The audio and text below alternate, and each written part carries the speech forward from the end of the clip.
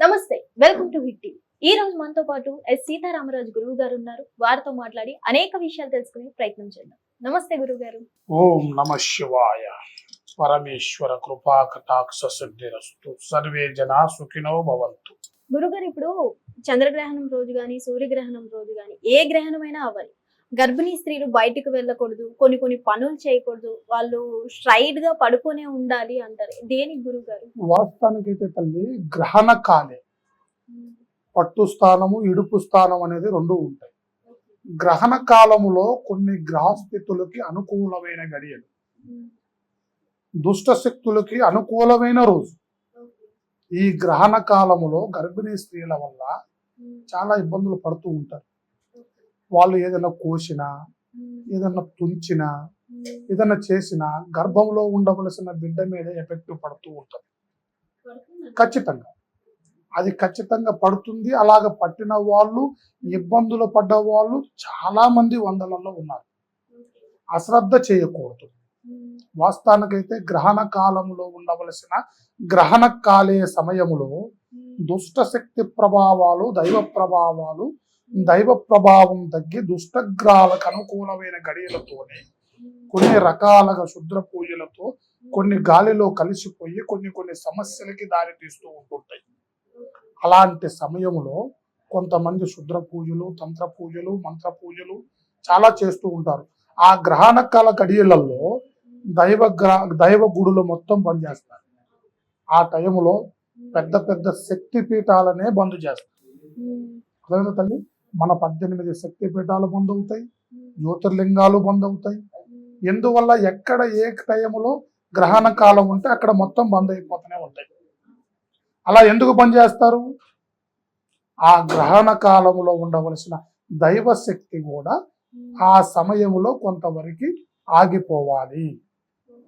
దాంట్లో ఉండవలసిన సిద్ధాంతం సిస్టమేటిక్. ఆ టైంలో గర్భిణీ స్త్రీలకి తాను ఇచ్చే జన్మనిచ్చే బిడ్డలో అనుకూలతమైన స్థితిలో నడవాలి అంటే వాళ్ళు ఆ టైంలో ఖచ్చితంగా పాటించాలి. పడుకోవటం, ఏ పని చేయకోకుండా ఖచ్చితంగా రెస్ట్ తీసుకోవటం. మీద ఎల్లకెత్తలు పడుకొని ఆ గ్రహణ కాలం అయిపోయిన తర్వాత ముందు పట్టు స్థానం స్నానం చేయాలి, విడుపు స్నానము చేయాలి. దానివల్ల వాళ్ళ బిడ్డల మీద ఎలాంటి ఇబ్బంది పడకోకుండా, వాళ్ళకి ఎలాంటి సమస్య లేకోకుండా ఆ గ్రహణ కాలంలో ఎలాంటి ఇబ్బంది జరగదు. అంటే గర్భిణీ స్త్రీలు పాటించకపోతే అది పుట్టబోయే పిల్లల మీద లోపం వస్తుంది అంటారు. ఖచ్చితంగా వస్తుంది. అలాగ జరిగినవి చాలా ఉన్నాయి. అలాంటి టైంలో ఉండవలసిన వాళ్ళల్లో కొంతమందికి అలాంటి జరిగినవి ఉన్నాయి. ప్రతి ఒక్కరికి ఇలాగ జరుగుతుంది అనేది కూడా గ్యారంటీ లేదు. ఎందువల్ల లేదు అనంటే దీనికి గడియలను బట్టి వచ్చేది కొంతమందికి ఉంటారు. కొన్ని రాసుల వారి ఫలంగా కూడా కొంతమందికి వస్తుంది. రాసుల వారి బట్టి వచ్చిన వాళ్ళకి వాళ్ళు ముఖ్యంగా దాన్ని పాటించాలి. అర్థమైందా? కొంతమంది పాటించే వాళ్ళు పాటిస్తేనే దానికి ఫలితం ఉంటుంది. కొంతమందికి పాటించిన వాళ్ళకి దాని మీద అంత ఎఫెక్ట్ ఏం చూపించదు. అర్థమైందా తల్లి? కానీ అలాగ లేదు అని చెప్పి కూడా వాళ్ళు అశ్రద్ధ చేయకూడదు. ఆ టైంలో ఖచ్చితంగా గర్భిణీ స్త్రీలు ఖచ్చితంగా పాటించవలసింది ఆ గ్రహణ కాలంలో ఖచ్చితంగా వాళ్ళు ఏం చేయాలి? అలా పడుకొని ఉండటం, ఇడుపు స్థానం, పట్టు స్థానం చేయటం ఖచ్చితంగా ఆ పాటించడం వల్ల వాళ్ళకి ఆ పుట్టబోయే బిడ్డలకి చాలా వరకు మంచి జరుగుతుంది అనేది మన సిద్ధాంతం. ఇంకా వీళ్ళు చేయకూడని పనులు అంటే ఏమైనా ఉన్నాయా గురుగారు? అసలు పని అనేది ఏది చేయకూడదు. ఏ పని చేయకూడదు. పని ఇది చేయాలి అనేది ఏమి లేదు. అసలు ఏ పని చేయకూడదు. అంటే వీళ్ళకి సూదులు కూడా గుచ్చి పడుకోబెడతారు, అది ఎందుకంటే? వాస్తవానికైతే వాళ్ళకి ఆ సమయంలో కొంతమందికి మన తాతల తండ్రుల కాడి నుంచి రక్త సర్క్యులేషన్ జరగదు అనేది మన తాతల శాస్త్రంలో కూడా ఉంది. అర్థమైందా తల్లి? మన శాస్త్రంలో పూర్వం నుంచి తాళపత్ర గ్రంథంలో కానీ మన శాస్త్రాలలో కానీ ఇలాంటి దాన్ని ఇలా పాటించటం మంచిది. సూర్యగ్రహణం వచ్చినప్పుడు ఎలా ఉండాలి, చంద్రగ్రహణం వచ్చినప్పుడు ఎలా ఉండాలి అనేది ఈ 2 గ్రహణాలలో ఈ గర్భిణీ స్త్రీలు ఎలా నడవాలి అనేది మనకు తాళపత్ర గ్రంథం నుంచి కానీ ఈ శాస్త్రంలో కానీ ఖచ్చితంగా రాసిబడి ఉంది. ఎందువల్ల రాసిబడి ఉంది? ఇలా పాటిస్తే ఇది మంచిది, దానివల్ల పుట్టపోయే బిడ్డ జీవిత చక్రం బాగుంటుంది. ఆ గ్రహణ కాలంలో ఇలాగ ఇబ్బందులైన వాళ్ళ వల్ల ఇట్లా క్రాస్ అవుతాయి, ఏళ్ళు బెండ్ అవుతాయి, మూతులు వంక అవుతాయి, ఇంకా కొంతమందికి కాళ్ళు బెండ్ అవుతాయి, కొంతమంది అవయవాలలో చాలా వరకు ఇబ్బంది కలుగుతుంది. అలాంటి లోపాల వల్ల చాలా మందిని మనం చూసాం. అలాగ గ్రహణ కాలం అనేది ఇట్లా మూతులు వంకగా పోవటం వల్ల కొంతమంది జెన్యున్ ప్రాబ్లం అంటారు, కొంతమంది మేనరికం అంటారు, కొంతమంది గ్రహణ కాలం వల్ల ఇబ్బంది అంటారు. కానీ గ్రహణ కాలములో ఇలాంటిది పాటించటం వల్ల వాళ్ళ జీవిత చక్రాలకి వాళ్ళకే మంచిది. అది ఖచ్చితంగా పాటించాలి, పాటించటమే మంచిది అనేది నా ఉద్దేశం. వీళ్ళు ఆహారం కూడా తీసుకోకూడదు.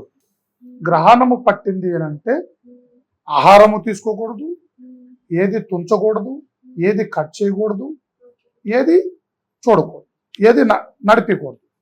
అసలు వర్క్ అన్నదే వద్దు, ఓన్లీ పడుకోవటమే. అంటే గర్భిణీ స్త్రీ ఎవరైనా ఇలా చేయాలా గురువు గారు? కొన్ని మంత్స్ వాళ్ళే, కొన్ని రాసుల వారికి ఖచ్చితంగా ఉంటుంది. అర్థమైందా తల్లి? ఈ రాసులు ఉండవలసిన వాళ్ళల్లో అది ఆ టైంలో ఏ గ్రహస్థితి ఏ రాశి మీద వస్తుందో తెలియదు. వాళ్ళు ఖచ్చితంగా పాటించాలి. కానీ ఖచ్చితంగా ప్రతి ఒక్కరు పాటించడం చాలా మంచిది. దీన్ని అశ్రద్ధగా తీసుకోవాల్సిన అవసరం ఏం లేదు. ఖచ్చితంగా పాటించడంలోనే దాంట్లో ఒక శ్రేయస్సు. దానికి మనకు తాతల తరాల పూర్వీకుల కాడి నుంచి శాస్త్రాల కాడి నుంచి అలాగనే నడుస్తుంది కాబట్టి అలాగనే నడవటం అనేది మంచిది. అందరూ పాటించడం శ్రేయస్కరం. గురువు గారు, గర్భిణీ స్త్రీల్లో అంటే ఫస్ట్ గర్భం దాల్చిన వాళ్ళైనా సెకండ్ అయినా సేమే అవుతుందా? ఫస్ట్ సెకండ్ అనేది ఉండదమ్మా. దీంట్లో వాస్తవానికి ఫస్ట్ అయినా సెకండ్ అయినా గర్భం ఉంది అని అంటే ఖచ్చితంగా పాటించాలి. ఇది పాటించే రూలు, పాటించటం మంచిది. దానివల్ల వాళ్ళ కుటుంబానికి అనుకూలతగా ఉంటుంది. దానివల్ల వాళ్ళల్లో ఉండవలసిన స్థితిగతులే బాగుంటాయి. ఆ బిడ్డలు మంచి ఆరోగ్యవంతులుగా ఉంటారు. అశ్రద్ధ చేయాల్సిన అవసరం లేదు. దీన్ని ఖచ్చితంగా పాటించాలి. ఈ గ్రహణ కాలంలో ఉండవలసిన ఎలాంటి ఇబ్బందులైనా కొన్ని రాసుల వారి గురించి వచ్చినప్పుడు కొన్ని ఇబ్బందులు ఉన్నప్పుడు దాన్ని ఖచ్చితంగా పాటించడం వల్ల వారి వారి ఆరోగ్య స్థితులు వారి వారి స్థితిగతులు బాగుంటాయి. వాళ్ళ వల్ల ఎలాంటి ఆటంకు ఇబ్బంది ఏమీ ఉండదు. వాస్తవానికి దాన్ని ఒక గంట పడుకోవటం వల్ల వచ్చే నష్టం లేదు. వాళ్ళకి జరిగే అనర్థం అనేది ఏమి లేదు. దాంట్లో మంచి జరిగే అవకాశం ఉంది కాబట్టి అది ఖచ్చితంగా మంచి దారికే తీసుకెళ్తుంది. అర్థమైందా తల్లి? ఈ గ్రహణ కాలంలో ఉండవలసిన స్థితిగతులు ఎందుకంటే ఎక్కువ శుద్ర ప్రయోగాలకు సంబంధించిన గడియలు కాబట్టి మనం జాగ్రత్తలు పాటించటం అనేది చాలా మంచిదని నా ఉద్దేశం. గ్రహణ కాలంలో కూడా కొంతమంది కొన్ని రకాలు కూడా బాగు చేసుకునే వాళ్ళు ఉన్నారు. చెడుకు సంబంధించి కానీ ఆరోగ్యాలకు సంబంధించి కానీ కొన్ని కార్యక్రమాలు ఆ గ్రహణ కాలంలో విజృంభణ వీరకాళీ మాత, ఆ వీరకాళీ మాత పూజలు బ్రహ్మాండంగా జరుగుతాయి. అంటే దైవ కార్యం కాదు అది. అర్థమైందా తల్లి?